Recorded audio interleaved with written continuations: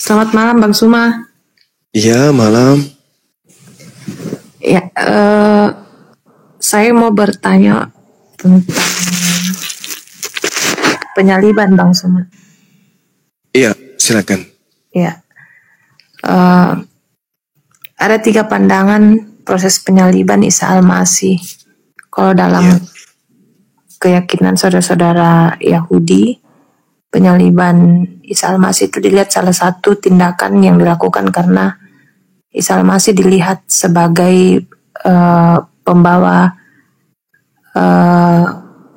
keonaran pada saat itu dalam konteksnya, karena mereka melihat bahwa Isa Al-Masih datang untuk memberitakan hal-hal yang menentang keagamaan orang-orang Yahudi pada saat itu, sehingga mereka berusaha untuk menyalibkan. Itu yang saya tahu. Terus kalau dalam keyakinan saudara-saudara Kristen, penyaliban Isa Al-Masih itu adalah bagian karya penyelamatan Allah, penebusan dosa.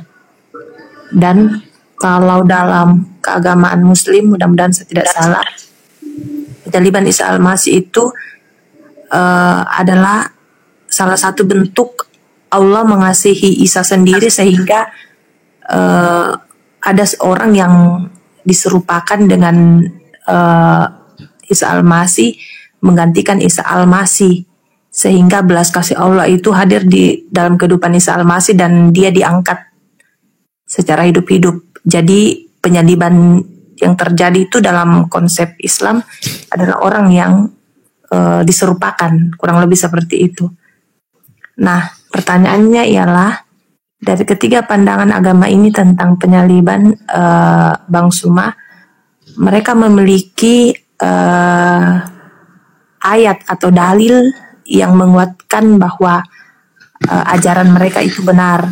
Contoh kecil misalnya dalam kekristenan ada ayat-ayat yang menceritakan tentang Yesus itu disalib di kitab Injil.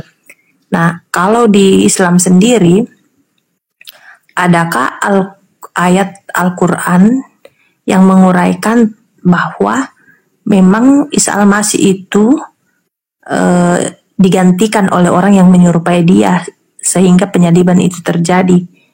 Mendengar penjelasan Bang Suma tadi bahwa apa bedanya Al-Quran dengan hadis, dari pertanyaan saudara yang saya lupa namanya tadi yang turun itu, bahwa hadis itu memperlengkapi Al-Quran, menjelaskan Al-Quran seperti itu.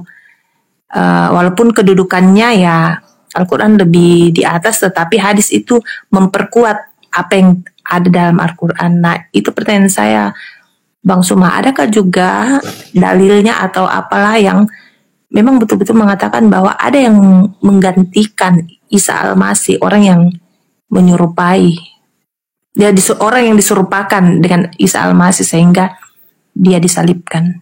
Itu Bang Suma. Oke, baik. Jadi yang harus dipahami di sini adalah latar belakang penyaliban. Jadi penyaliban itu bukan sesuatu yang diatur oleh Allah dan juga bukan sesuatu yang dipersiapkan oleh Allah. Enggak. Itu disebabkan karena adanya makar. Makar yang dilakukan kemudian oleh orang kafir, orang-orang Yahudi yang ingkar kepada Nabi Isa alaihissalam. Nah, kalau di dalam Al-Quran, orang yang disalib itu adalah orang yang memerangi Allah, orang yang memerangi Nabi Musa, ajaran Nabi Musa, orang yang memerangi kemudian ajaran Nabi Isa, ajaran Yesus dalam hal ini. Al-Quran surah Al-Ma'idah ayat 33. A'udzubillahi minasyaitonirrajim. Innama jazaa'ul ladina yuharibuna Allah wa rasulah wa yas'auna fil ard fasadan aw yuqattalu aw yusallabu. Hukuman bagi orang-orang yang memerangi Allah dan yang memerangi Rasulnya dan membuat kerusakan di bumi hanyalah dibunuh dan disalib. Nah, kemudian Nabi Isa tidak memerangi Allah. Nabi Isa juga tidak memerangi para rasul.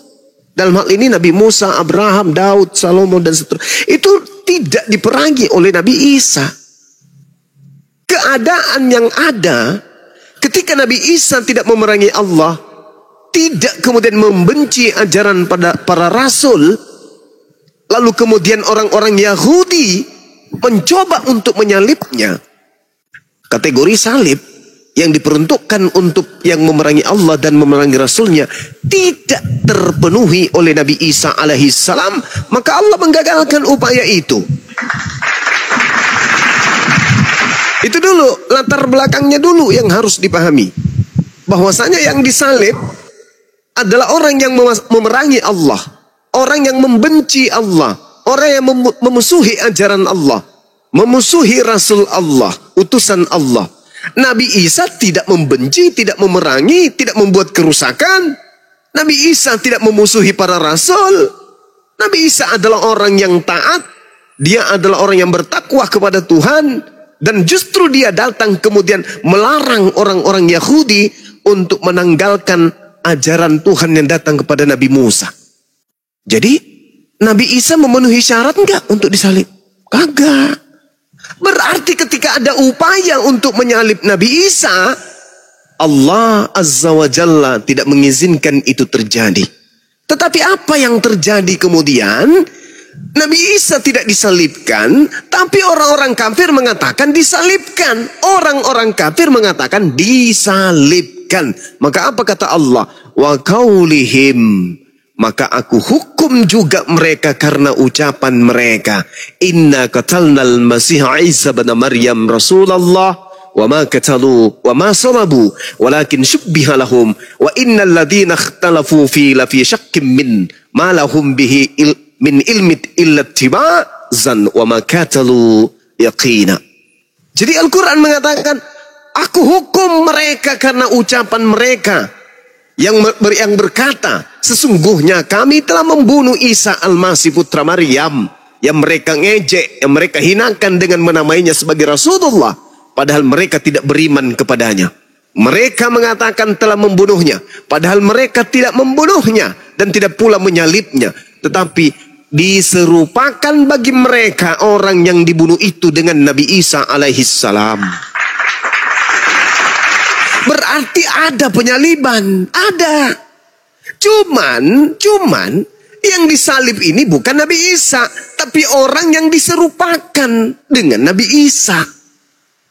Itu. Jadi penyaliban itu ada. Nah, muncul Kristen kemudian setelah penyaliban, jauh setelah penyaliban, Kristen muncul dengan mengangkat sebuah konsep bahwa kematian Yesus itu untuk dosa-dosa Kristen. Itu konsep yang dibuat-buat belakangan. Tidak ada narasi di dalam Al-Quran ataupun di kitabnya orang Yahudi. Bahkan kalau kita melihat dalam Ulangan 21 nomor 22 23, apabila engkau menghukum orang yang melakukan dosa yang sepadan dengan hukuman mati, lalu engkau kemudian hukum dia, jangan kau biarkan mayatnya semalam-malaman di atas tiang. Sebab orang yang dikutuk, orang yang dikutuk oleh Tuhan tidak boleh menyentuh tanah yang diwariskan kepadamu. Itu jelas itu. Berarti yang disalib ini menurut kitabnya orang Yahudi dan menurut Al-Quran adalah orang yang dikutuk oleh Tuhan. Bukan dikutuk oleh dosa-dosa. Bukan menanggung dosa-dosa. Bukan. Tetapi dikutuk karena ulahnya sendiri telah melakukan dosa. Nah, upaya-upaya yang dilakukan kemudian saya sebagai kristologi atau apologetika Islam, bagaimana di dalam Bible? Apa latar belakangnya? Ternyata betul latar belakang keinginan membunuh Isa atau Yesus adalah kecemburuan orang-orang Yahudi terhadap apa yang dicapai oleh Yesus. Itu apa? Membangkitkan, bermujizat, bernubuat, mengusir setan, menyembuhkan orang buta, menyembuhkan orang lumpuh, orang kena penyakit sampar dan seterusnya. Orang kerasukan setan disembuhkan. Membuat kemudian orang Yahudi ini takut. Takut orang Yahudi ini. Ini Yesus kalau dibiarkan bahaya. Dia bisa mempengaruhi orang. Bahkan tertulis dengan jelas di dalam kitab Lukas 23 nomor 2. Di situ mereka mulai menuduh Yesus. Mereka berkata, kami dapati Yesus ini menyesatkan menyesatkan masyarakat. Yesus menghasut orang supaya jangan membayar pajak kepada kaisar. Sebab katanya ia adalah Kristus, seorang raja. Itu kata orang-orang Yahudi. Yesus menghasut orang lain untuk jangan membayar pajak.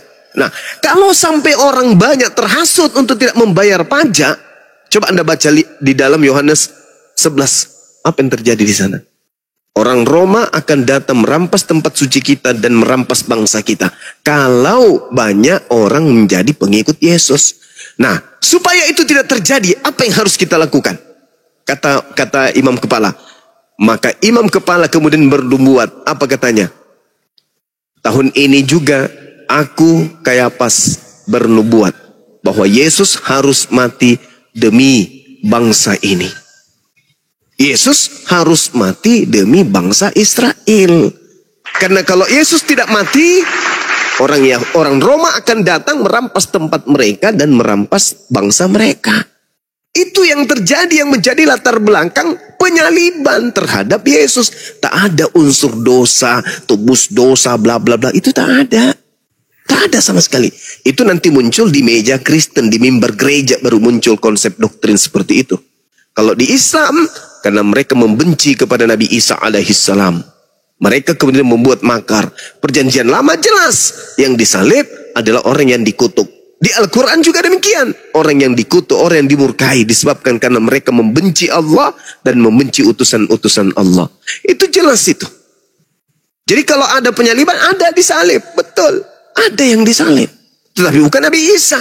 Karena Nabi Isa tidak memenuhi syarat untuk disalib. Bahkan kalau Anda lihat di dalam Matius 26, Matius 27. Gubernur pada saat itu, Gubernur Pilatus mengatakan, saya tidak menemukan kesalahan sedikit pun terhadap Yesus. Mereka menyerahkan untuk disalibkan. Ngotot mereka karena dengki. Bukan karena dosa. Bukan karena ingin menebus dosa waris. Oh, dosa kami sudah dinubuatkan akan dihapuskan oleh oknum yang bernama Yesus. Oh, kami ini ahli Taurat. Kami ini adalah orang Farisi. Kami orang terpelancar. Saya imam kepala loh.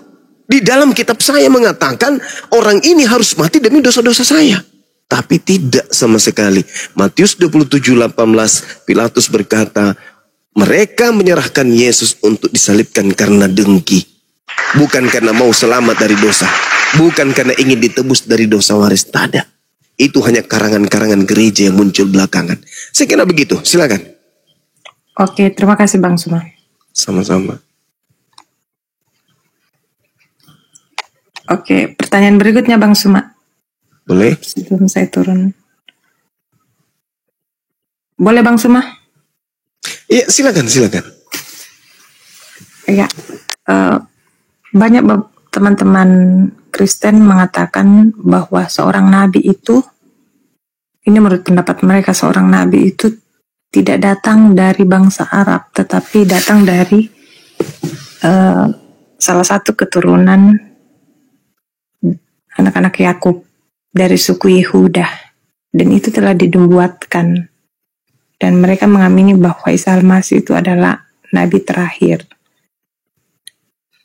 Nah, itu bagaimana pendapatnya Bang Suma? Karena mereka mengatakan bahwa seorang nabi itu tidak akan datang dari bangsa Arab. Nah, mudah-mudahan saya tidak salah. Apa Rasulullah itu kan dari keturunan Arab, Bang Suma. Yeah. Jadi bagaimana Bang Suma Baik. ketika mendengar pendapat saudara-saudara yang Kristen? Iya. Jadi gini, jangankan orang Yahudi berkata demikian, saya pun mengatakan hal yang sama.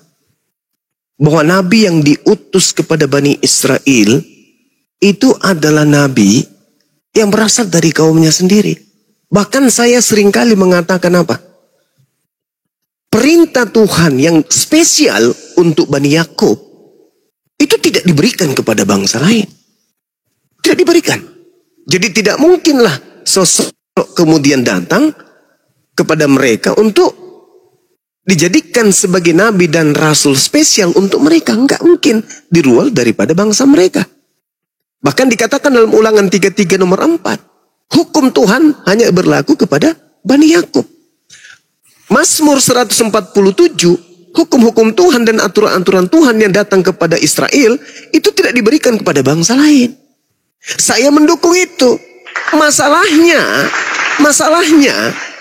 mau sampai kapanpun Yahudi, Kristen bersatu untuk menunjukkan ada satu nabi atau ada satu Mesias atau ada satu rasul yang muncul di tengah-tengah mereka yang diutus untuk seluruh dunia, untuk seluruh bangsa, itu tidak akan pernah kita temukan. Wahai saudaraku Yahudi, ya paman, kamu pengikut ajaran Nabi Ibrahim? Ya. Pengikut Nabi Isa? Ya. Yakub? Yes. Musa? Ya. Daud? Ya. Salomo? Ya. Yesaya? Ya. Samuel? Ya. Harun? Ya. Daniel? Ya. Ya. Pertanyaan saya, adakah di antara utusan-utusan Tuhan yang menerima firman itu diutus untuk seluruh manusia? Jawaban mereka apa? Tidak ada. Makanya agama Yahudi itu hanya untuk agama Yahudi, golongan mereka. Bukan agama untuk disiarkan ke seluruh bangsa. Enggak. Bukan itu kemudian. Nah, begitu juga Yesus ketika dia datang. Aku diutus hanya kepada domba yang sesat dari umat Israel. Matius 15 nomor 24. Nah, iblis apakah akan duduk tenang? Oh tidak. Iblis apakah tahu akan datang sosok Nabi sebagai Rasulullah wa khataman nabiyyin? Tahu iblis itu. Lalu iblis ini apakah tidak membuat pasukan, tidak membuat kerajaan, tidak membuat tahta di atas muka bumi ini untuk melawan sang Rasul penutup, sang Nabi penutup untuk melawannya? Oh pasti. Iblisnya pasti membuat tahta yang sangat kuat untuk melawan akan datangnya sang penutup para nabi. Maka dibentuklah dinul Kristen. Sederhana untuk memahami itu. Ketika kita tanya, Kristen memiliki konsep 3 dalam 1, 1 dalam 3. Tuhan jadi manusia, manusia jadi Tuhan, dan seterusnya. Konsep ini apakah dihasilkan dari Nabi Yahudi? Tidak. Bahkan sekedar untuk berasal dari Yesus pun kagak. Yesus mengajarkan ibadah minggu? Tidak. Yesus mengajarkan beribadah dan mengibadahi dan mentuhankan dirinya? Tidak. Yesus mengajarkan makan babi? Tidak. Yesus mengajarkan merombah hukum Taurat? Tidak. Yesus mengajarkan merasulkan Paulus? Tidak. Yesus mengajarkan mengkitabkan perjanjian baru? Kagak. Yesus mengajarkan kemudian tidak disunat? Tidak. Lalu dari mana konsep-konsep kaidah kerangka keagamaan Kristen ini berasal? Dari sang dia yang ingin bertahta di atas muka bumi untuk mempersiapkan senjata-senjata pasukan-pasukannya melawan dinul Islam. Kenapa demikian? Karena baginda Rasul Muhammad sallallahu alaihi wasallam sudah diterangkan di dalam kitabnya orang Yahudi, Kejadian 49 nomor 10. Tongkat kerajaan tidak akan beranjak dari Yehuda, ataupun lambang pemerintahan dari antara kakinya tidak akan berpindah sampai dia yang datang berhak atasnya, yang kepadanya akan takluk bangsa-bangsa. Siapa itu? Bagaimana mungkin Yahudi bisa menaklukkan bangsa lain, sedangkan ajaran Yahudi bukan diperuntukkan untuk bangsa lain? Yesaya 31 sampai 36. Aku akan mengadakan perjanjian baru dengan Bani Israel dan Bani Yehuda, yaitu aku akan memasukkan hukum Taurat ke dalam batin setiap Bani Israel. Mana seruannya kemudian kepada Bani Israel? Wahai Bani Israel, ajarlah seluruh dunia untuk mempertuhankanku, untuk melakukan hukum-hukumku dalam hukum Taurat. Ada? Tak ada. 2 hari sampai kiamat, sebelum kiamat itu tidak akan pernah ditemukan. Makanya Yahudi itu tidak pernah mensiarkan agama Yahudi. Kenapa? Karena mereka tidak bisa menaklukkan bangsa-bangsa. Tak ada perintah untuk menaklukkan bangsa-bangsa. Yesus pun demikian. Tak ada perintah Yesus untuk menaklukkan bangsa-bangsa. Stop Bang Suma, kamu bohong, kamu bullshit. Kenapa bisa paman?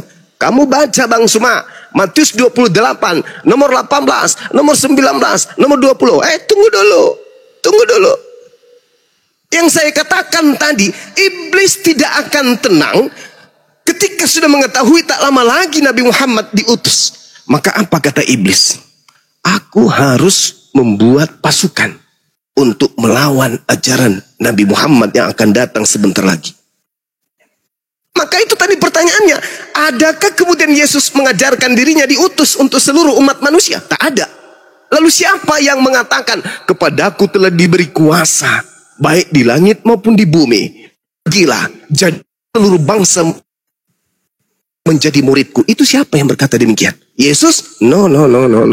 Itu bukan Yesus. Lalu siapa Bang Suma?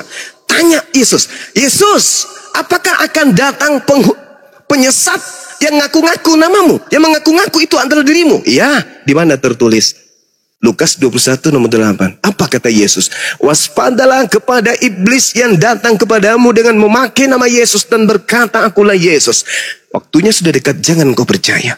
Matius 24 nomor 4 nomor 5. Waspadalah kepada penyesat yang datang kepadamu dengan memakai namaku dan berkata, akulah Yesus. Dia berkata, akulah Kristus. Dan dia akan menyesatkan banyak orang. Mana banyak orang yang disesatkan itu? Islam gak mungkin. Nabi Muhammad tidak pernah bertemu dengan oknum yang mengaku, akulah Yesus, wahai Nabi Muhammad. Pergilah ke seluruh bangsa, wahai Nabi Muhammad. Jadikanlah seluruh bangsa menjadi pengikutku, wahai Nabi Muhammad. Tidak pernah ada Kristus atau Yesus datang mengaku demikian kepada Nabi Muhammad. Sehingga kelompok Islam yang banyak ini tidak boleh dikategorikan sebagai orang banyak yang telah disesatkan. Gak boleh. Bagaimana dengan Kristen? Mohon maaf. Ada makhluk yang datang kepada Paulus. Akulah Yesus yang kau aniaya. Ada makhluk yang datang kepada Ananias. Pergilah, temukanlah Paulus. Dia akan menjadi orang pilihanku untuk memberitakan berita yang akan berikan kepadanya. Lalu dia datang pula kepada penulis di kitab di Pulau Wahyu, di Pulau Patmos, di kitab Wahyu. Akulah Yesus, keturunan Daud, tunas Daud, sang bintang timur, gilang gemilang. Pergilah, jadikanlah seluruh bangsa menjadi pengikutku. Akulah Alfa dan Omega. Pertanyaan saya, kalau di Nabi Muhammad tidak ada sosok yang datang mengaku Yesus, sayangnya di Paulus dan penulis-penulis Bible ada sosok datang mengaku menjadi Yesus. Dan orang banyak yang disesatkan itu kebetulan sekali komunitasnya bernama Kristen. Saya mau menolak ini, tapi tidak bisa, karena Bible yang menyatakan. Bible yang mengatakan. Saya tidak ingin mengatakan bahwa iblis datang mengaku Yesus itu ada pada saudara saya Kristen. Saya tidak ingin mengatakan itu. Tetapi Al-Quran saya menceritakan tentang tipikal orang-orang kafir. Pas dengan keadaan hari ini. Dan lagi-lagi Bible pun menerangkan ciri-ciri daripada Yesus palsu itu terpenuhi oleh dia yang telah mendirikan agama Kristen. Dan iblis pingin supaya manusia itu tidak punya aturan sama sekali. Apa bukti konkretnya? Ketika Adam dicipta, hanya ada satu perintah dari Allah.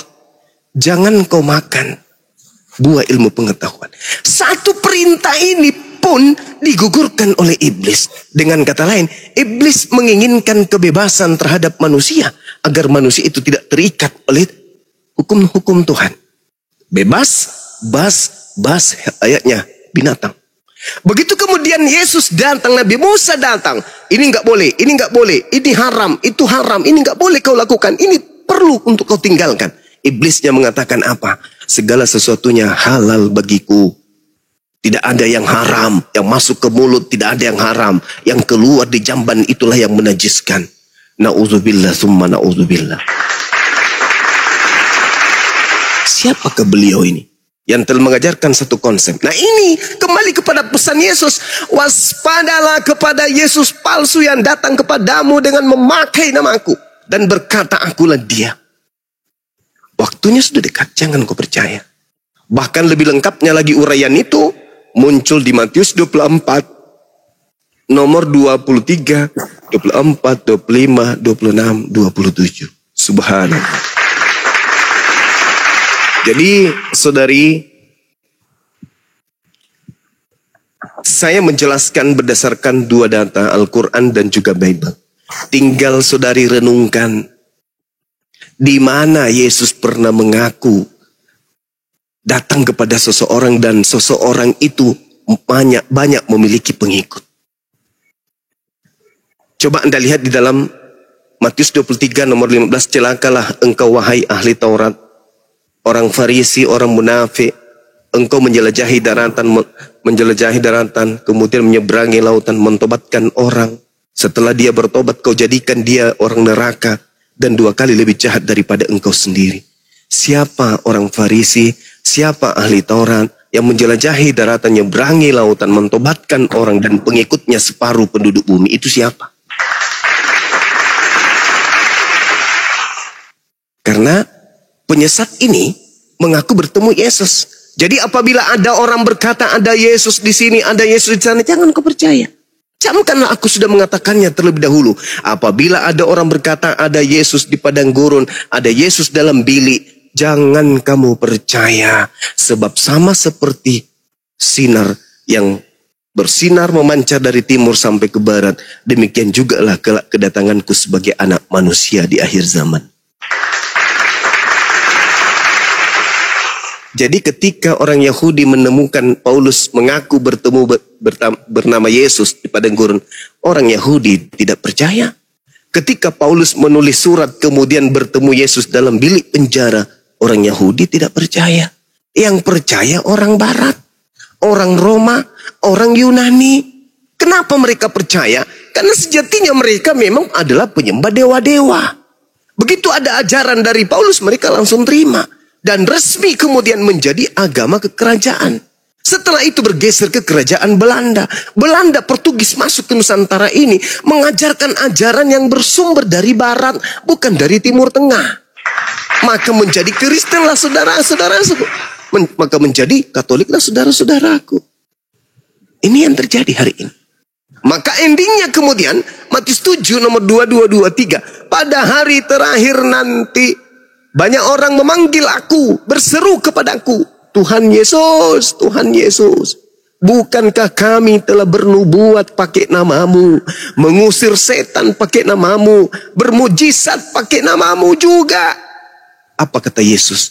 Pada hari itulah, pada saat itulah aku akan berterus terang kepada mereka, enyahlah daripadaku, kalian semua adalah pembuat kejahatan. Siapa kira-kira ini? Islam? Gak mungkin. Hindu? Gak mungkin. Buddha? Gak mungkin. Satu-satunya kandidat adalah Kristen. Pertanyaannya kemudian, loh, orang ini bisa mengusir setan loh. Orang ini bisa bermujizat loh. Bahkan bernubuat pun bisa pakai nama Yesus loh. Kurang apa lagi? Jawabannya sederhana. Mereka bernubuat, mereka mengusir setan, mereka bermujizat menggunakan nama Yesus. Betul, tapi Yesus yang mereka sebut adalah Yesus yang datang kepada Paulus yang ngaku-ngaku aku. Sedangkan aku, penginjilanku sudah kutamatkan dan itu terurai dalam Yohanes 17 nomor 8. Segala firman yang engkau berikan telah aku sampaikan kepada mereka dan mereka telah menerimanya dan mereka tahu benar dan percaya bahwa engkaulah yang telah mengutus aku. Nah, segala firman berarti tak ada lagi Roma, tak ada lagi Galatia, tak ada lagi Filipi, tak ada lagi Efesus, tak ada lagi Timotius, tak ada. Kenapa? Karena segala-galanya telah aku sampaikan sebelum aku terangkat ke langit. Berarti Matius 28 itu gak ada. Karena Matius 28 itu tertulis setelah adanya orang yang keluar dari kubur ngaku-ngaku Yesus. Sedangkan orang yang keluar dari kubur pada hari ketiga, Yesus sudah memberikan simbol tanda untuk angkatan jahat. Di Matius 12 nomor 38 sampai 40. Angkatan jahat ini minta satu tanda. Dan tidak akan diberikan satu tanda. Kecuali tanda Yunus. Yaitu 3 hari 3 malam dalam perut bumi. Berarti hari ketiga keluar dari perut bumi. Itu tanda siapa? Itu tanda untuk angkatan jahat. Baca Lukas 24 nomor 9 sampai nomor 11 sampai nomor 12. Murid-murid pilihan Yesus tidak percaya kebangkitan pada hari ketiga. Baca di situ. Yang percaya kebangkitan hari ketiga hanya angkatan jahat. Dan angkatan jahatlah yang kemudian percaya ada orang keluar dari kubur lalu menjadi Tuhan. Itulah Kristen. Saya kira begitu. Mohon maaf kepanjangan. Tapi pertanyaan ini sangat luar biasa. Ketika kemudian tidak ada nabi yang diutus di luar bangsa Israel, memang gak ada yang spesial dari bangsa luar, spesial untuk Israel nggak ada. Tapi bangsa Israel tidak bisa dijadikan sebagai satu pondasi kuat untuk seluruh umat manusia. Nggak bisa. Nggak bisa. Maka ajaran Nabi yang datang kepada Bani Israel, Yeremia 31, nomor 31 sampai 36, itu hanya untuk Bani Israel saja. Lalu kita bagaimana? Oh, kita harus jadi Yesus. Oh, nggak bisa. Kita harus jadi Kristen. Oh, nggak bisa dong. Yang datang kepada mereka yang Kristen ini bukan Yesus. Dia adalah makhluk lain yang Yesus sudah katakan waspada. Berarti harus kembali kepada Kejadian 49 nomor 10. Tongkat kerajaan tidak akan beranjak dari Yehuda, ataupun lambang pemerintahan tidak akan bergerak dari kakinya sampai dia di sini tidak diketahui siapa dia. Tetapi ciri-cirinya adalah mampu menaklukkan bangsa-bangsa. Apa itu? Ajarannya bisa dipakai untuk mengatur seluruh bangsa di atas muka bumi ini. Sedangkan Kristen itu bukan ajaran Yesus. Demikian. Oke, terima kasih Bang Suma. Menarik kata dia ini dari nubuatan para nabi, Bang Suma. Bang Suma katakan tadi bahwa Bang Suma sepakat kalau memang tidak ada nabi yang datang di luar bangsa Israel untuk Bani Israel sendiri. Nah, lalu bagaimana dengan kedudukan Rasulullah, Bang Suma? Apakah memang ada dalilnya dalam Al-Quran bahwa memang Rasulullah itu diutus untuk ke semua bangsa-bangsa? Karena ada juga yang mengatakan kalau memang ini pendapat teman-teman Kristen, dia katakan bahwa kalau memang Isa Al-Masih itu hanya untuk Bani Israel, lalu Nabi Muhammad juga itu mungkin hanya untuk bangsa Arab, mengapa harus dipaksakan untuk diterima oleh semua bangsa-bangsa? Adakah dalilnya juga Bang Suma bahwa memang Rasulullah itu diutus untuk semua bangsa? Oke, baik. Al-Quran surah An-Nahl ayat 44, Allah Subhanahu wa Ta'ala kemudian menyatakan dengan sangat jelas, bil bayyinati waz zubur wa anzalna ilaika dzikr litubayyana lin-nasi. Aku utus Al-Quran kepada Nabi Muhammad, kepadamu wahai Nabiku Muhammad, agar engkau menjelaskan kepada seluruh umat manusia apa yang harus mereka kerjakan. Jadi kalau di umat Islam itu ibadah, salat, puasa, zakat, apapun amalannya, itu semua adalah amalan yang diperintahkan di dalam Al-Quran untuk dilaksanakan oleh seluruh umat manusia. Al-Quran surah Al-Ma'idah ayat 15. Ya ahlal kitab, wahai Yahudi, Nasrani, qad ja'akum rasuluna yubayyinu lakum katsiran mimma kuntum tukhfuna minal kitab wa ya'funa an katsir. Wahai ahli kitab, orang Yahudi, orang Nasrani, sungguh Rasulku telah datang kepadamu, menjelaskan kepadamu banyak hal dari isi kitab yang kalian sembunyikan. Dan banyak pula dari isi kitab yang kalian sembunyikan dibiarkan untuk tidak dijelaskannya.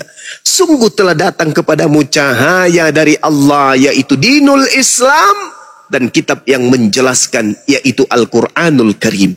Yahdi bihillah manittaba'a ridwanahu subulas salam. Dengan Al-Quran itu Allah memberi petunjuk kepada seluruh umat manusia yang mengikuti keridaannya kepada jalan keselamatan.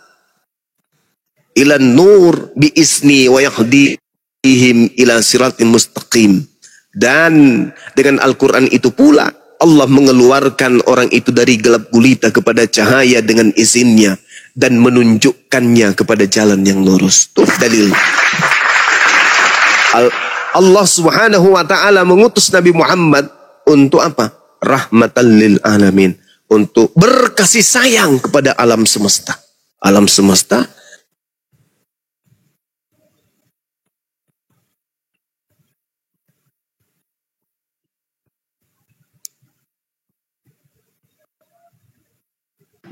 Cek, suaranya hilang, Gurunda.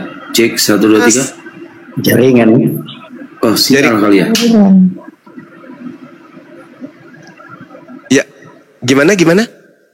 Ya, sekarang udah bagus, Gurunda. Tadi hilang suaranya. Oke, makanya di dalam Al-Quran itu, saudari, ayat-ayatnya diserukan untuk seluruh umat manusia. Ya ayuhan nas, ya ayuhan nasu abudu rabbakumul ladzi khalaqakum walladzina min qablikum la'allakum tattaqun. Ya ayuhan nas, kulu mimma fil ardi halalan thayyiba. Ya ayuhan nas taqu rabbakumul ladzi khalaqakum min nafsin wahida. Ya ayuhan nas qad ja'akum rasuluna bil haqq. Seruannya, wahai seluruh umat manusia, wahai seluruh umat manusia, wahai seluruh umat manusia. Sedangkan Yesus dan juga Nabi Musa, ya Bani Israel, ya Bani Israel, ya Israel, ya Bani Israel, ya Bani Israel, Shema Israel. Israel aja yang diseru. Yesus tidak pernah menyuruh kepada seluruh umat manusia.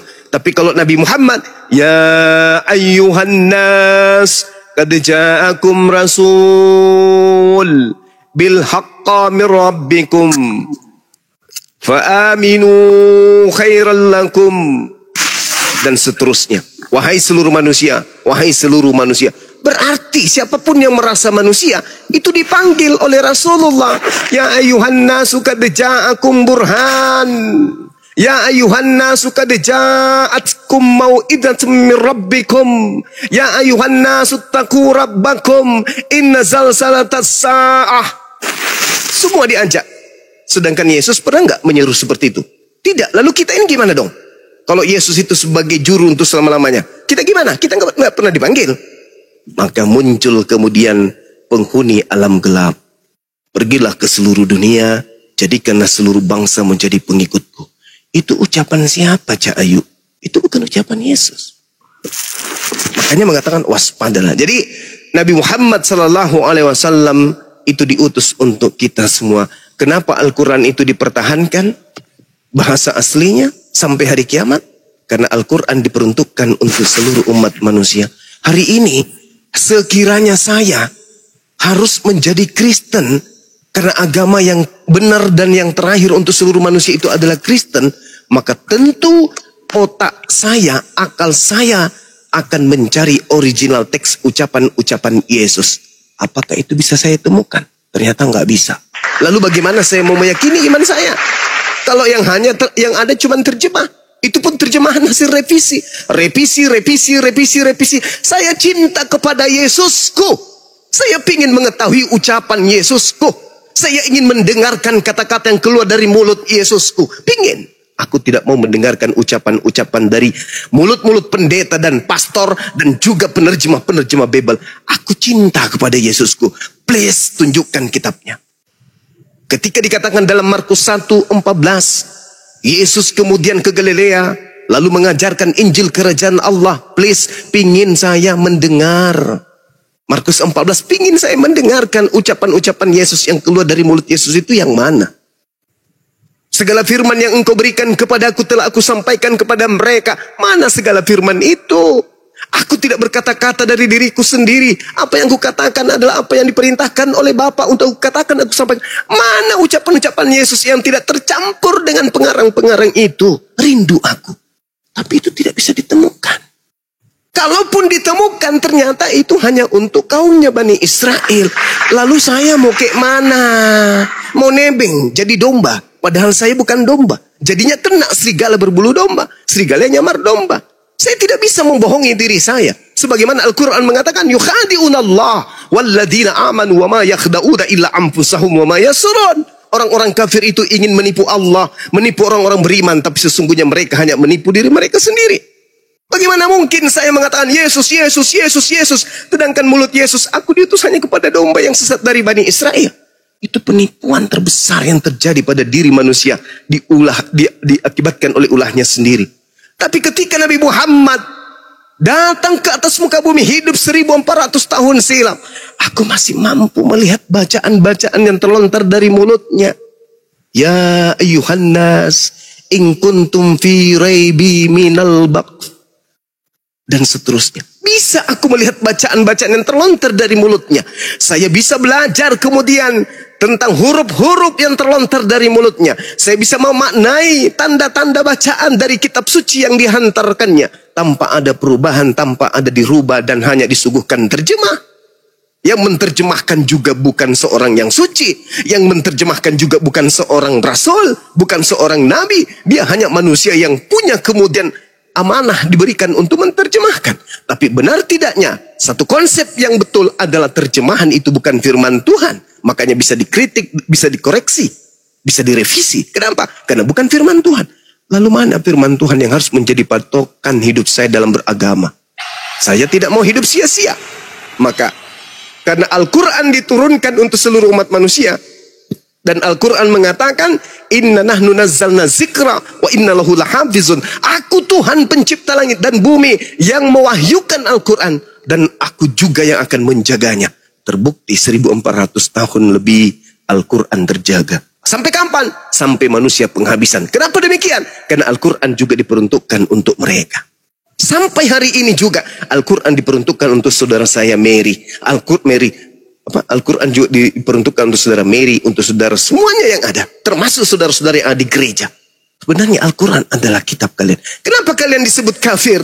Karena kalian menutup diri terhadap kitab kalian, yaitu Al-Quran. Karena kalian menutup diri terhadap Nabi kalian, yaitu Nabi Muhammad. Karena kalian menutup diri kepada Tuhan yang menciptakan kalian. Tuhan kalian, yaitu Allah Subhanahu wa ta'ala. Sang pencipta yang maha suci lagi maha tinggi. Ini yang terjadi. Nah, sehingga ketika Anda bertanya, apakah Nabi Muhammad itu diutus? Ya, beliau Nabi kita. Tapi Anda tolak. Yesus juga Nabi kita. Yang dikhususkan untuk saudara Bani Israel. Nabi Musa juga Nabi kita. Tapi yang dikhususkan untuk kaumnya Bani Israel. Nabi kita yang diutus untuk kita semua adalah baginda Rasulullah Muhammad sallallahu alaihi wasallam. Itu jawaban saya. Silakan.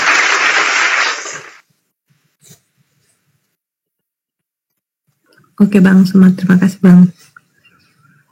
Sama-sama. Silakan teman-teman yang lain, saya cukup dulu. Berikan kesempatan kepada teman-teman yang lain yang mau bertanya. Izin dulu mungkin Guru, saya nambahin sedikit. Silakan. Bunda Mary jangan turun dulu ya. Jadi begini, kenapa saya pernah katakan bahwa Al-Quran itu sejalan dengan ilmu pengetahuan yang positif ya, apapun itu. Salah satu sejalannya Al-Quran itu dengan ilmu pengetahuan Yahudi ya. Kenapa orang-orang Yahudi itu tidak pernah mau kalau tidak ada sinagoge itu mereka tidak mau sembahyang di gereja? Karena mereka sangat meyakini bahwa gereja itu adalah tempat penyembahan berhala. Mereka lebih memilih masjid. Nah, tentu ini ada alasannya ya. Ada alasannya.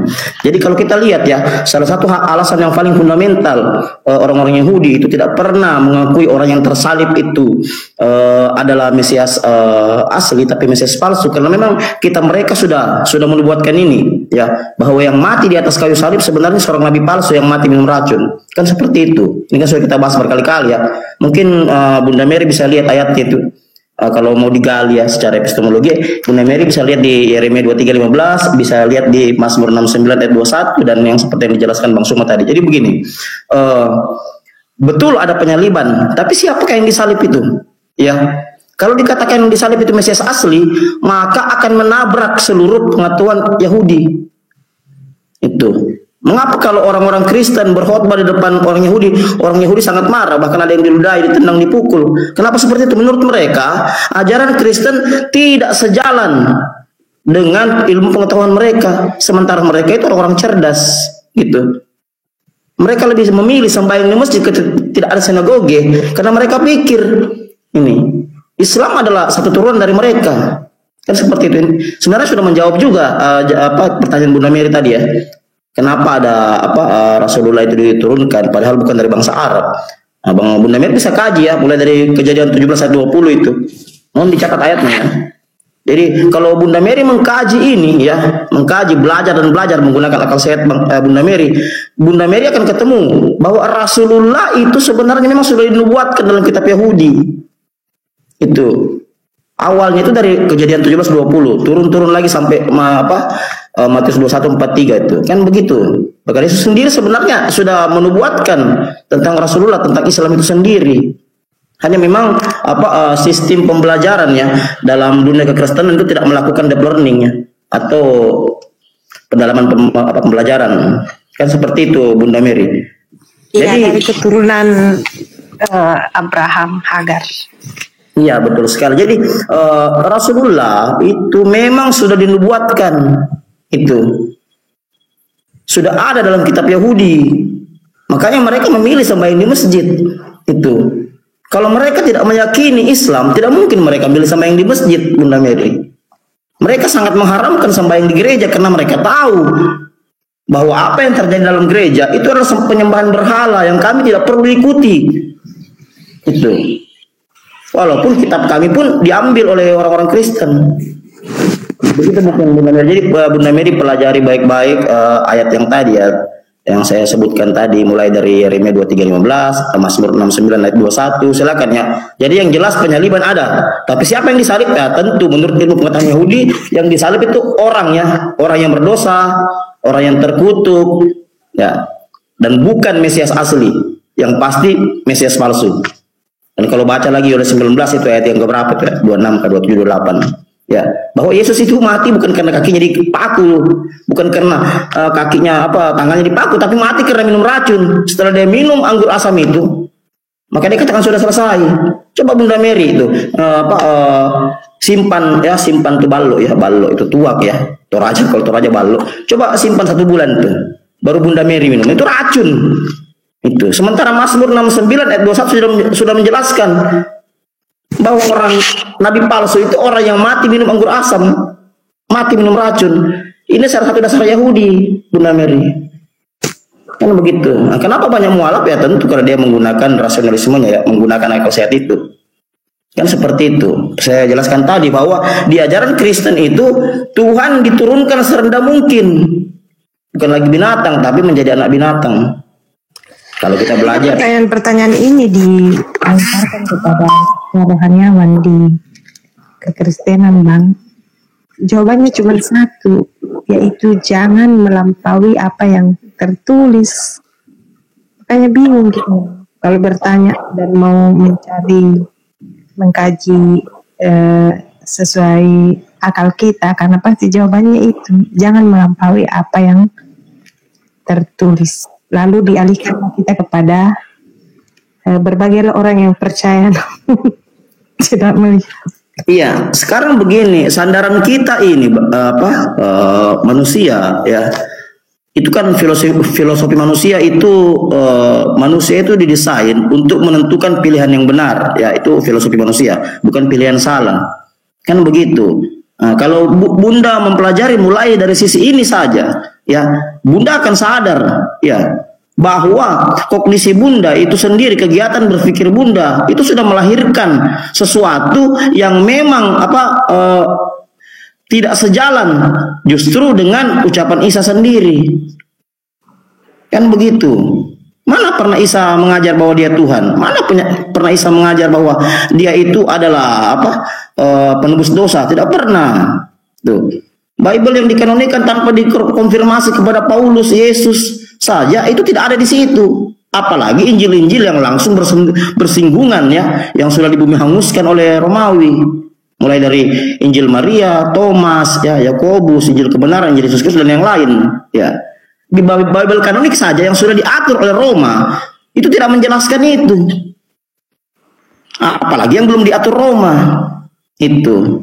Jadi memang proses mental ya teman-teman Kristen ini sudah dipengaruhi doktrin dan dogma.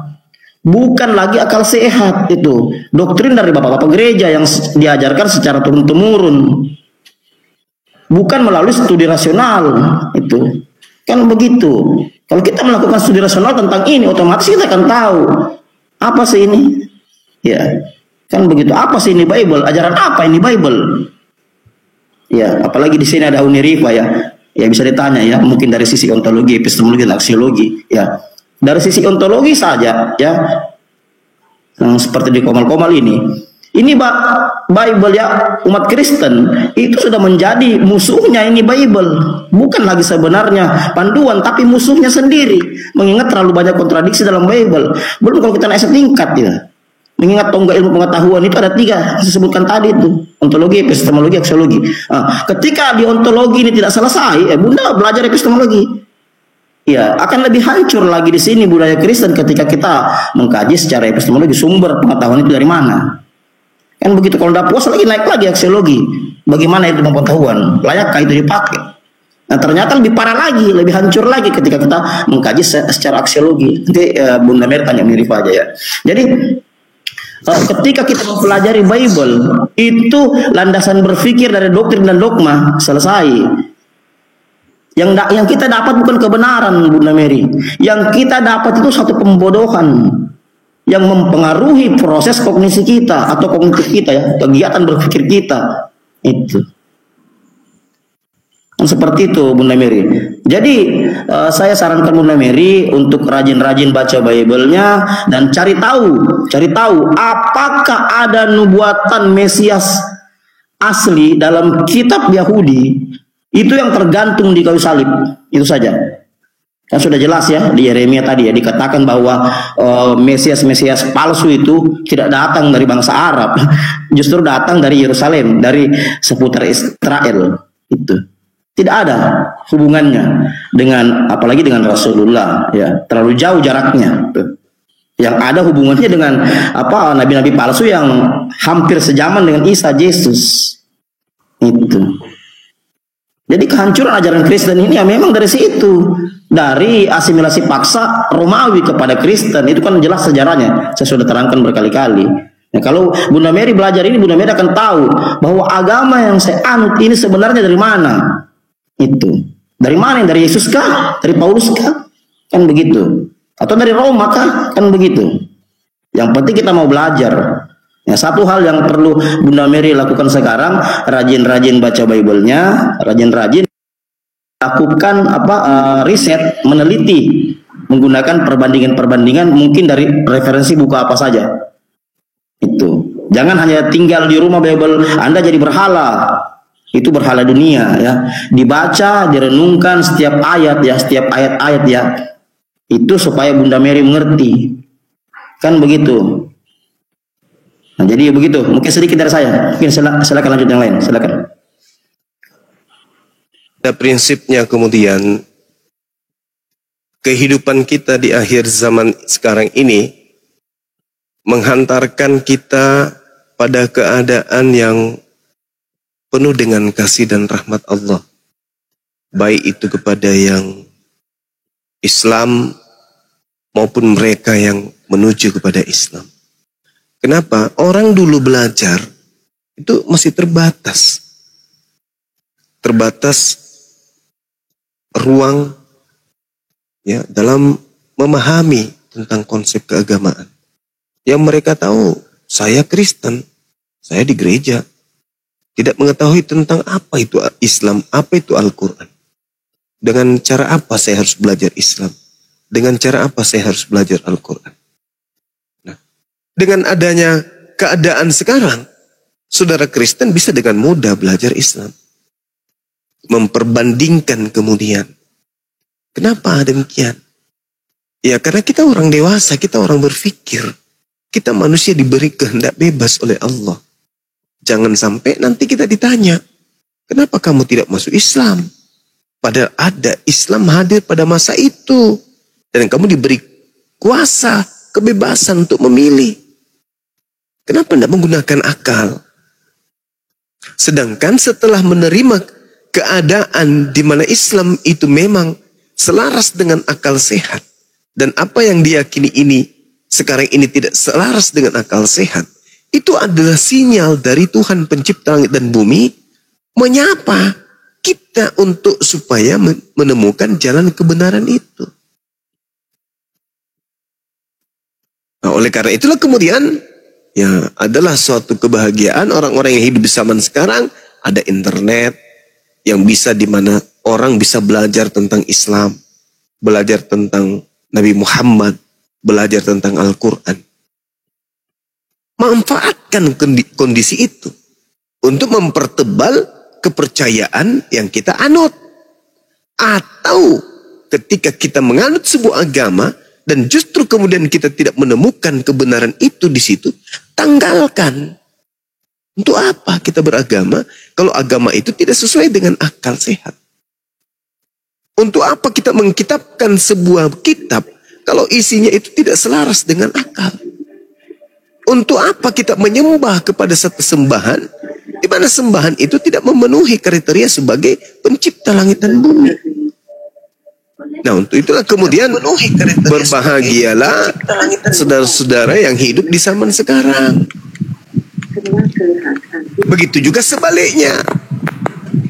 Orang yang hidup di zaman sekarang serba canggih, serba bisa dipelajari dengan mudah, tetapi tidak memanfaatkan kemudian keadaan ini, maka itulah orang yang paling zalim. Makanya dalam Al-Quran surah As-Saff, Allah Subhanahu wa Ta'ala kemudian menjelaskan dengan sangat jelas di sana. Jelas, terinci, terukur, dan memang keadaannya seperti itu hari ini. Allah menjelaskan bahwa siapakah orang yang zalim ini? وَمَنْ أَزْلَمُ مِمَّنْ اِفْتَرَى عَلَى اللَّهِ الْكَذِبَ وَهُوَ يُدْعَى إِلَى الْإِسْلَامِ اللَّهُ لَا يَهْدِي الْقَوْمَ الظَّالِمِينَ.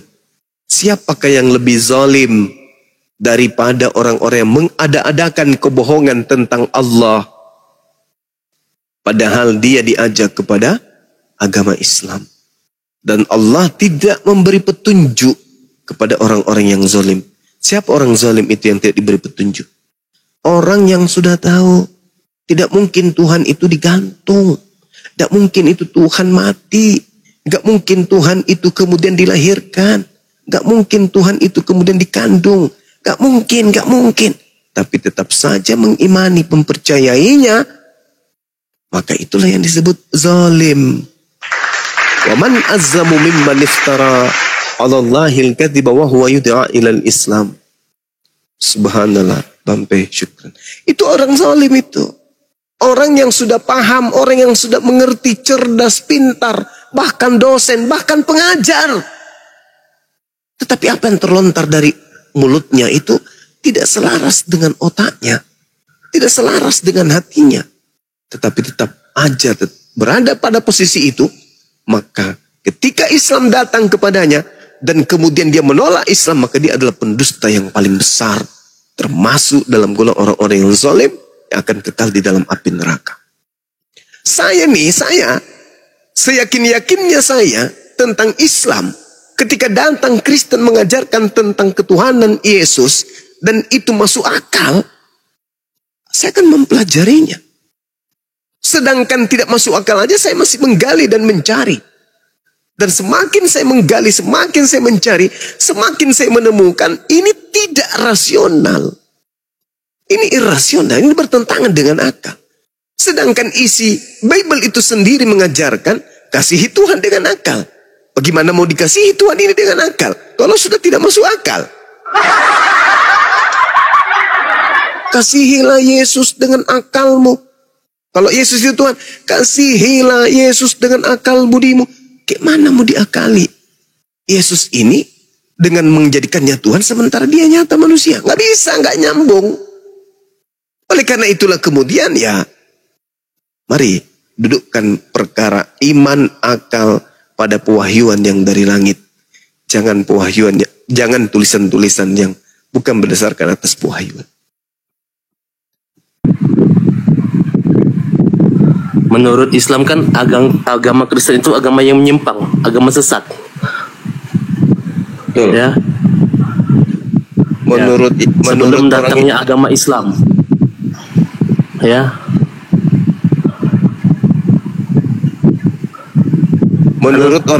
Menurut orang Yahudi jauh sebelum Islam, dia mengatakan Kristen itu adalah agama sesat. Ya kan sebelum itu Islam juga kan ngomong kayak gitu. Agama Kristen itu agama menyimpang, agama sesat. Orang Yahudi yang mengatakan itu. Lalu dulu. Tuhan menurunkan agama Islam untuk meneruskannya kan? Ya. Begitu kan? Betul. Nah, kita tahu jarak agama Kristen sama agama Islam itu hampir 600 tahun kan? Ya. Ya, yang jadi pertanyaan saya ini, kalau agama Kristen itu agama sesat, agama penyimpang lah, kenapa Tuhan dalam tanda kutip mendiamkan eksistensi agama ini? Coba jawab. Iya. Kenapa Allah kemudian mendiamkan keadaan itu? Karena Allah sudah memberi akal kepada manusia. Manusia bukan robot. Manusia dikasih kemudian kebebasan. Dengan uraian kitab. Kamu melakukan kebaikan yang dihasilkan jannah. Kamu melakukan keburukan yang dihasilkan neraka. Allah sudah memberikan itu. Wa qulil haqqu min rabbikum, kebenaran sudah dituangkan oleh Allah di atas muka bumi ini. Yang mau beriman silakan, yang tidak mau beriman silakan. Kalau yang Anda katakan tadi harus terjadi, maka pertanyaan saya balik. Kenapa harus ada perjanjian lama? Kenapa tidak perjanjian baru saja? Kalau ternyata perjanjian lama juga akan dihilangkan, ditinggalkan, tidak diberlakukan lagi.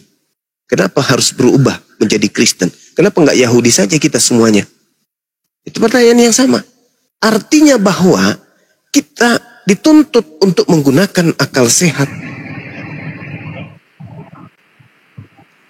Untuk menjadi manusia yang sempurna, maka diberikan akal sehat. Untuk memilih mana yang benar, mana yang salah.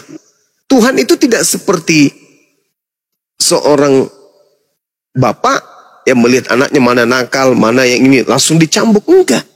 Tuhan itu memberikan keluasan, memberikan kemudian wewenang, memberikan kehendak free will, bebas terhadap kita. Kitalah yang berpikir, apakah betul menyembah manusia yang kata jelmaan Tuhan itu adalah satu perintah? Mana perintahnya? Nggak ada kan? Sederhana. Kenapa Anda lakukan perintahnya tak ada? Kan begitu. Jadi terlalu tinggi kita menghayal 600 tahun setelah. Kenapa kemudian Tuhan? Nah, pertanyaannya sederhana. Ada nggak perintah Tuhan untuk menyembah anak Maria? Bang Hos.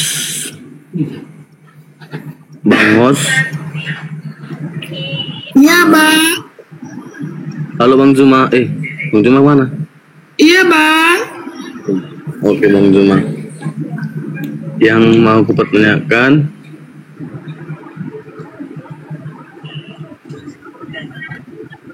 agama Kristen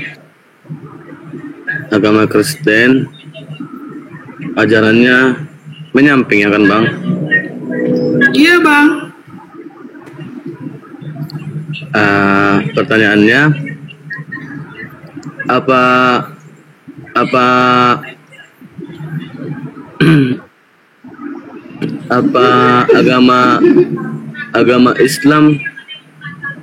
agama Islam sebagai penyelamat untuk agama Kristen gitu Bang, menurut ajarannya? Apa sih Bang pertanyaannya? Enggak, aku mau nanya gini. Kalau abang kan membela agama sendiri kan, jadi ajarannya kami orang abang bilang ajaran agamanya menyamping. Jadi dalam agama orang abang sebagai agama orang abang yang sebagai penyelamat untuk orang Kristen gitu. Bukan penyelamat untuk agama Kristen Bang, justru Islam ini ingin menyelamatkan kalian dari kemusyrikan Bang. Ingin menyelamatkan kalian, ingin kalian itu tidak tersesat. Makanya di sini Bang Juma dan semuanya ingin meluruskan kalian, ingin membawa kalian ke kebenaran.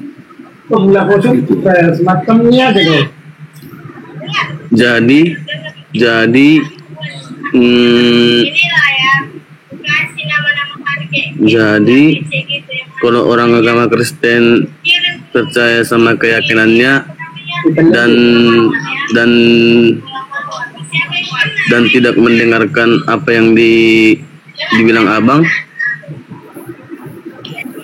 gimana apanya orang abang, apa namanya, pendapat orang abang soal itu? Ya, abang akan kekal di neraka Bang kalau abang masih menuhankan anak manusia. Jadi misalnya kalau agama Kristen ke neraka seluruhnya agama Kristen, apa orang agama Islam ikut juga kena batunya gitu? Enggak.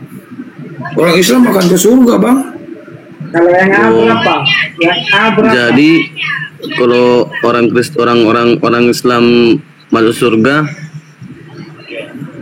kalau orang Islam masuk surga, Kalau A berapa? apa masalahnya sama orang abang?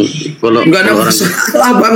Kalau masuk surga ya masuk surga, masalahnya kalian akan kekal di neraka, itu masalahnya, Bang. Nah, sekarang kita ingin menyadarkan kalian biar kalian tidak menyembah lagi anak manusia, biar kalian ini tidak menyimpang lagi, Bang.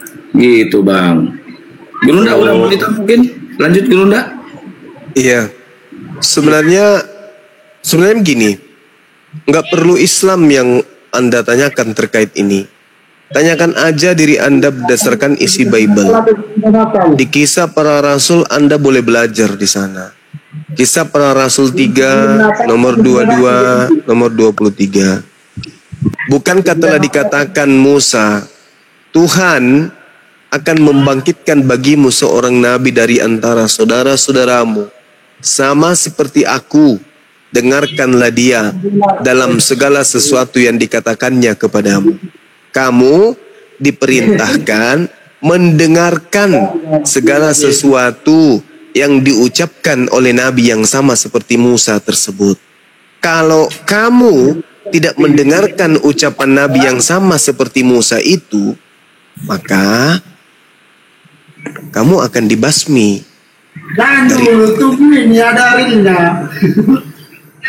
Kamu akan dibasmi dari umatmu sendiri. Artinya, ada sosok nabi yang datang, nabi itu sama seperti Nabi Musa. Siapapun yang tidak mendengarkan ucapan nabi itu, maka dia akan dibasmi oleh Tuhan. Itu dulu, selesaikan, gak usah ke Al-Quran terlalu ketinggian. Sekarang tanya diri saudara, siapa nabi yang sama seperti Musa? Orang yang tidak mendengarkan nabi tersebut akan dibasmi, akan diperangi, akan dibinasakan. Nabi mana yang dimaksud itu? Menurut saudara. Jadi dari dasar Bible aja dulu. Belajar pelan-pelan untuk mengetahui Bible. Apa sih maksudnya ini? Bukankah dalam kitab Tauratmu telah dikatakan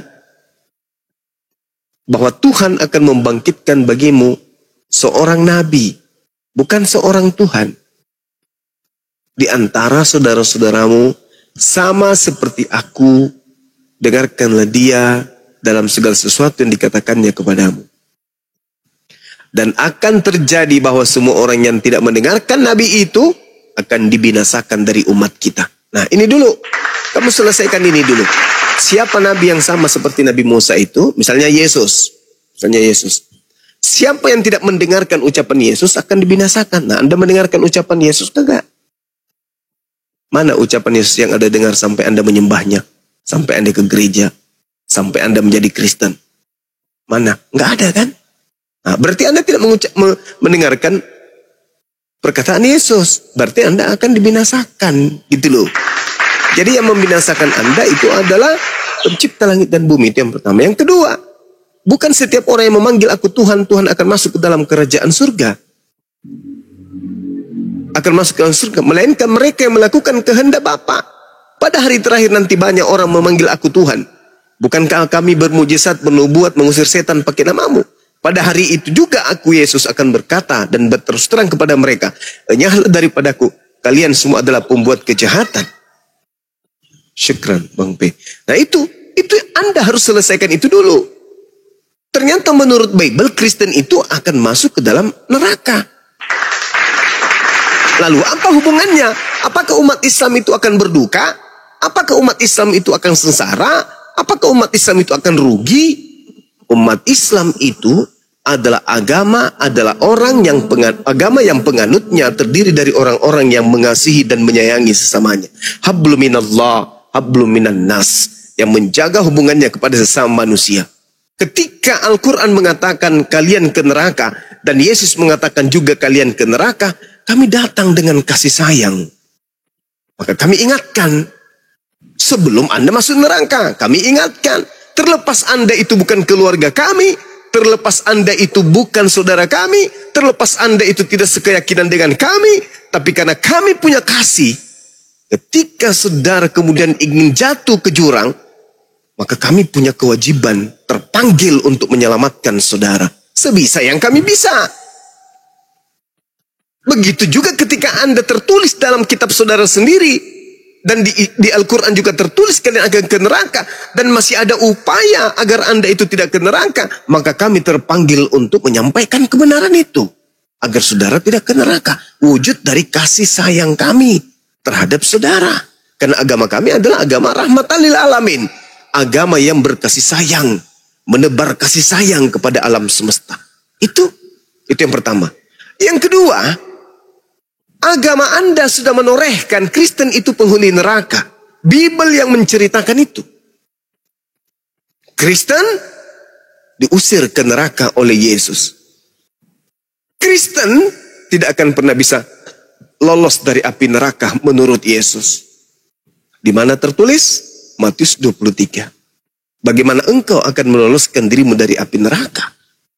Sedangkan kau membunuh nabi-nabi, kau menyalibkan para utusan. Itu gak mungkin bisa. Dalam Bible dituliskan seperti itu. Nah,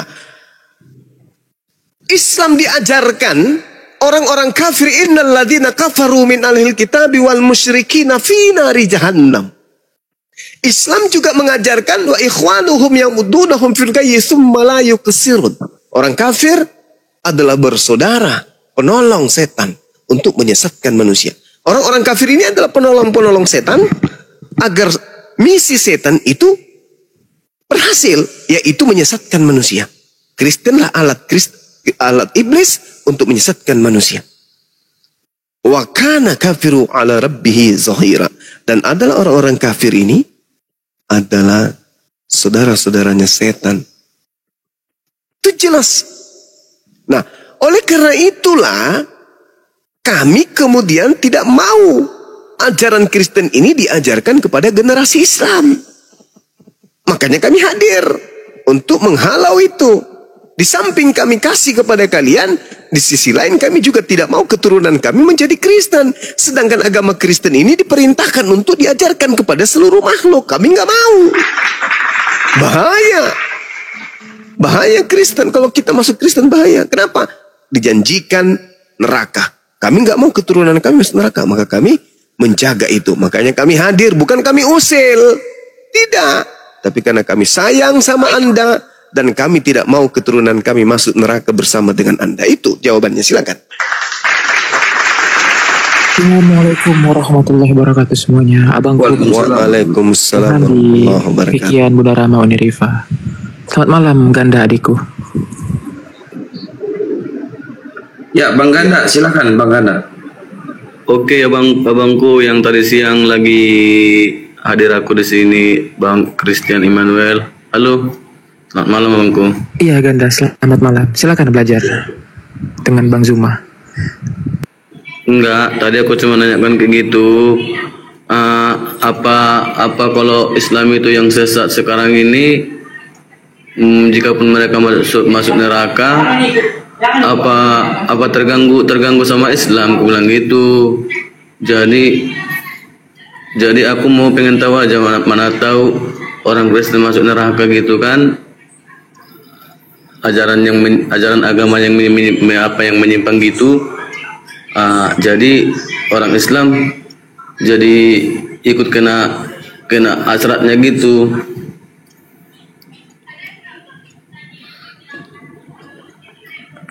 Lagian kan kalau memang betul benernya agama orang abang kan, orang-orang Kristen yang nggak mau terima kan nggak ada masalah sama orang abang. Udah bersyukur harusnya orang abang benar di situ, melawan orang itu biarlah tersiksa di neraka, itu aja.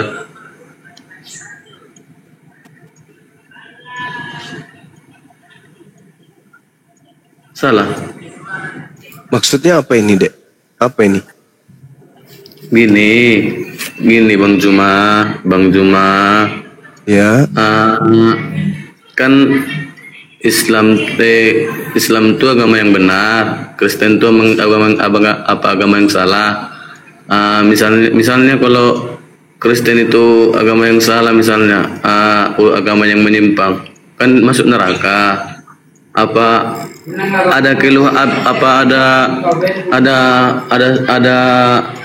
ada Islam juga nerima apanya? Bagian dari hukumannya Kristen gitu. Imbasnya gitu. Imbasnya. Perintah di dalam Al-Quran kepada kami umat Islam, A'udzubillahi minasyaitonirrajim, Ud'u ila sabili rabbika bil hikmah wal mau'idatil hasana wajadilhum billati hiya ahsan. Inna rabbaka wa'alamu biman dalla an sabilih wa huwa a'lamu bil muhtadin. Serulah manusia kepada jalan Tuhanmu dengan hikmah dan pengajaran yang baik, dan berdebatlah dengan mereka dengan cara yang baik pula. Sesungguhnya Tuhanmu, dialah yang lebih mengetahui siapa yang sesat di jalannya, dan dia lebih mengetahui siapa yang mendapatkan petunjuk. Masya Allah. Nah, ini perintahnya. Jadi sebelum Anda ke neraka, kami harus berseru dulu, menyeru Anda dengan hikmat, dengan pengajaran yang baik. Artinya kami diminta oleh Allah untuk menyeru kalian untuk menyampaikan Al-Quran kepada kalian. Diterima alhamdulillah, tidak diterima astagfirullah. Jadi tak ada masalah. Kalau misalnya dikatakan neraka bagi Kristen, apa berdampak kepada umat Islam? Tidak, cuman kami diperintahkan untuk menyeru. Ud'u ila sabili rabbika bil hikmah wal mau'idatil hasanah. Serulah manusia, siapapun dia. Ajaklah manusia, siapapun dia. Ajak dengan kepada jalan Tuhanmu, dengan jalan hikmah dan pengajaran yang baik. Itu dalam Al-Quran itu dituliskan seperti itu. Surah An-Nahl ayat 125. Jadi kami tidak mau mengganggu gugat nerakanya saudara, itu pilihan. Tapi kami diperintahkan untuk menyeru. Mau terima alhamdulillah. Seperti itu, la ikrah fiddin, tidak ada paksaan. Tapi suatu kewajiban bagi umat Islam untuk menyeru orang-orang di luar Islam untuk menuju kepada Islam dengan cara yang baik, bil ma'ruf wal mau'izatil hasanah. Seperti itu saudara. Kami nggak memaksa. Kalau itu sudah menjadi pilihan Anda, ya silakan aja. Dalam kehidupan nyata yang kita lihat hari ini, ya, seorang yang kemudian memiliki kebaikan, kebenaran, atau ada upaya, ada tenaga, ada sesuatu yang dimiliki yang bisa kemudian menyelamatkan orang lain, maka sebisa mungkin kita pakai hal itu untuk menyelamatkan orang lain. Kenapa tidak? Islam mengajarkan, innal ladina qalu rabbuna Allah tsumma istaqamu, barang siapa yang berkata bahwa Allah adalah Tuhannya, lalu apa yang dikatakannya ini diimani sepenuh hati. Apa kata Allah?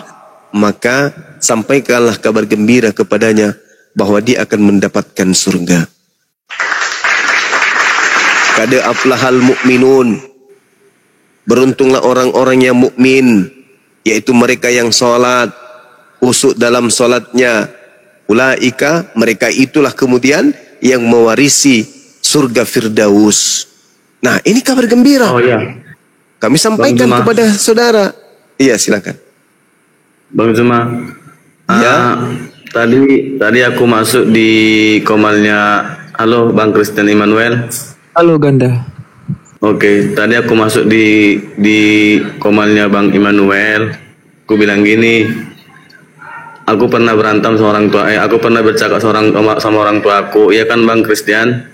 Iya Ganda. Iya, silakan curhatlah. Terus aku pernah bercakap sama kawan juga. Iya kan Bang Christian? Iya benar Ganda. Ceritakan tadi semua ini. Kuceritakan tadi semua ini. Misalnya gini, aku memang yakin Yesus itu utusan Allah. Kalau aku ikutin dari Alkitabnya, memang dia akuin Yesus. aku juga udah aku bilang tadi sama Bang Christian, Yesus juga berdoa. Yesus juga berdoa juga sama orang Israel yang pas dia membuat 5 roti dan 2 ikan menjadi banyak, dan bahkan sisa 12 bakul tadi aku bilang gitu sama Bang Christian kan. Dia berdoa, dia juga berdoa. Tapi kalau aku ini percaya Yesus utusan, aku memang udah lama aku tahu ini. Ya tadi aku bilang kayak gitu kan Bang Christian, udah lama kali aku tahu soal ini. Iya benar. Udah lama tahu aku soal ini. Kalau aku baca-baca Alkitab memang betul dia utusan Tuhan, utusan Tuhan semesta, Tuhan yang esa, aku bilang utusan. Jadi yang aku mau pertanyakan, jika aku mengakui Yesus utusan,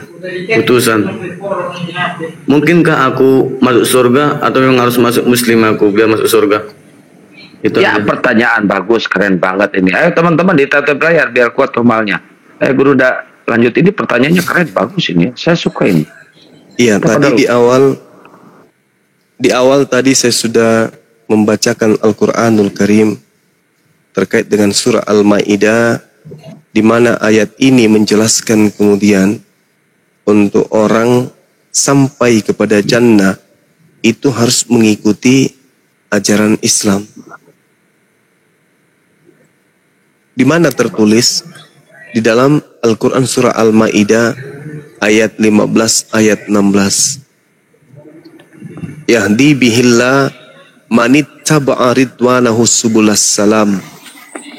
Dengan Al-Quran itu Allah memberi petunjuk kepada orang yang mengikuti keridaannya kepada jalan keselamatan. Tuh. Jadi kalau mau selamat, Al-Quran solusinya. Jangan yang lain. Surah Al-Maidah ayat 16. Kalau mau selamat, Al-Quran. Nah, untuk kemudian menjadi penganut kitab Al-Quran, maka harus memeluk Islam. Syahadatain, bersyahadat, mempersaksikan tiada Tuhan selain Allah dan Nabi Muhammad adalah Rasulullah. Habis itu belajar Quran. Anda akan menjadi manusia yang sempurna. Itu aja, nggak ada solusi lain. Hanya Al-Quran yang bisa menyelamatkan. Kalau misalnya orang Kristen, ada tidak di dalam Islam dikatakan bahwasanya juru selamat untuk menuju kepada keselamatan itu di luar Yesus? Ada. Al-Quran yang diturunkan oleh Allah melalui nabinya baginda Rasulullah Muhammad SAW. Yahdi bihillah manittaba'a ridwanahu subulas salam. Itu Islam tuh. Allah akan memberi petunjuk kepada manusia menuju kepada jalan keselamatan dengan Al-Quran. Seperti itu. Silakan, ada lagi yang lain? Saya Bang Suma. Ya, silakan Bunda Mary. Ya. Dalam keyakinan orang-orang Yahudi, sampai saat ini mereka menantikan Mesias, penyelamat. Sehingga ketika Isa Al-Masih datang, dalam keyakinan orang-orang Kristen, orang Yahudi itu menolak. Karena mereka melihat tidak mungkin Mesias itu datang dari seorang keluarga sederhana, tukang kayu, anak Yusuf, Maria, orang biasa. Karena dalam keyakinan mereka, Mesias itu akan datang dari keturunan raja. Seperti itu, hingga sampai saat ini mereka mengamini bahwa Mesias itu belum hadir. Nah, dalam konteks orang-orang Kristen, jelas ya Bang Suma bahwa Mesias itu sudah datang di dalam pribadi Isa Al-Masih atau Yesus Kristus. Nah, sekarang pertanyaan saya, adakah juga hal yang mengatakan dalam konsep Islam bahwa keselamatan itu datang dari salah seorang nabi, misalnya Rasulullah begitu, Muhammad.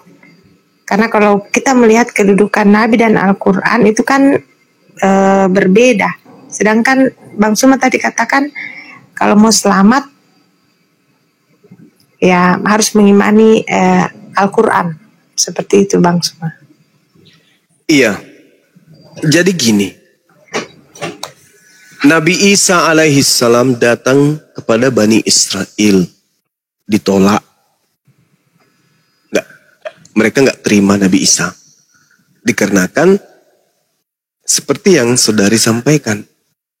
Mereka menunggu orang yang sama seperti Daud, sama seperti Nabi Musa, sama seperti Salomo, sama seperti Hizkia, Gideon, dan seterusnya. Yang mampu kemudian menyelamatkan mereka. Yang datang ini kok justru anak yatim. Bahkan mereka menuduh anak zina tanpa ayah, hamil ibunya di luar nikah. Bagaimana mungkin ini bisa menjadi Mesias? Ini Mesias yang ditunggu? Nggak mungkin. Tapi kemudian, apa yang dialami oleh Nabi Musa lebih dulu, itu lebih dahsyat lagi. Nabi Musa datang berkata kepada mereka, "Ya qaumi, lima tu'zunani waqad ta'lamuna anni Rasulullahi ilaikum." Wahai kaumku, mengapa kamu menyakiti aku? Padahal kamu sungguh mengetahui bahwa sesungguhnya aku utusan Allah kepadamu. Jangankan Nabi Isa, Nabi Musa yang mereka sudah jelas tahu, Nabi Musa ini adalah yang mereka tunggu, menyelamatkan mereka dari perbudakan Mesir, disakitin oleh mereka. Ya qaumi lima tu'zunani, mengapa engkau selalu menyakiti aku? Padahal engkau tahu aku ini adalah utusan pencipta langit dan bumi. Mereka bertanya, mereka malah meminta, Musa, sampaikan kepada Tuhanmu, kami ingin makan makanan yang jatuh dari langit. Dikasih.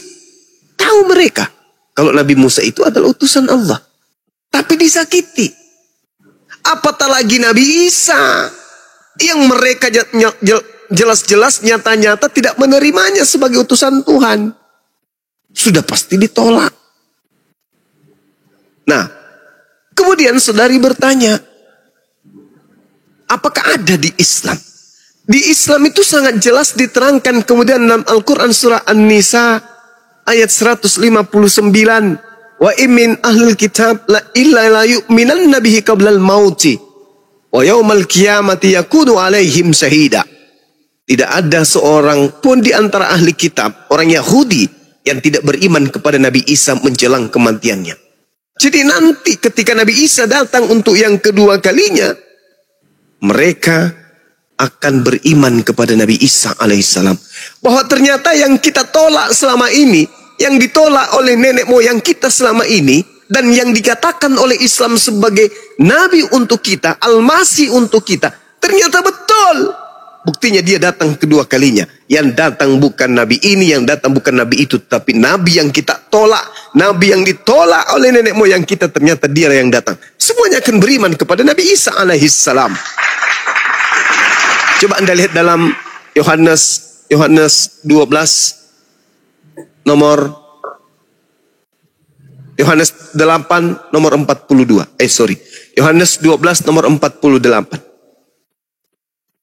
Apa yang tertulis di sana? Barang siapa yang menolak aku dan tidak menerima perkataanku, dia sudah ada hakimnya, yaitu perkataan yang aku ucapkan. Perkataan itulah yang kelak akan menjadi hakimnya di akhir zaman.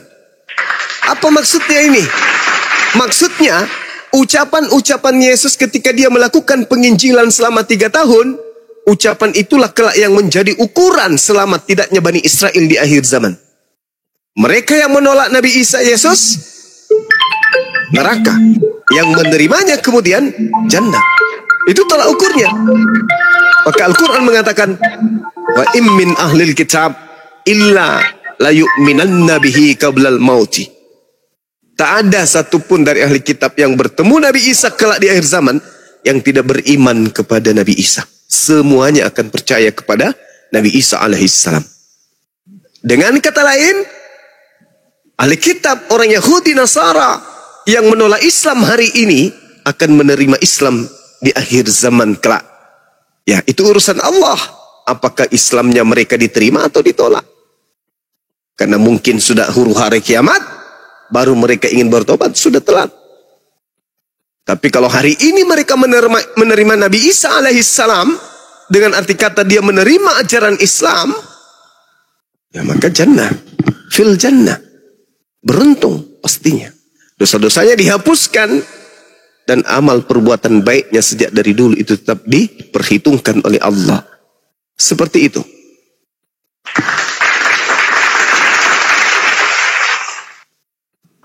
Ya, Bunda Mary, lanjut. Buka mute-nya. Ya, cukup dulu Bang. Oke Bang, izin pamit dulu Bang, sudah larut malam, mau istirahat. Baik. Tempat saya udah jam 2 juga. Iya, silakan. Terima kasih Bang Suma, host. Iya, saudari Mary. Iya. Bang, siapa lagi yang dari Sudiang? Lupa namanya. Bang Goto. Ya, Bang Goto.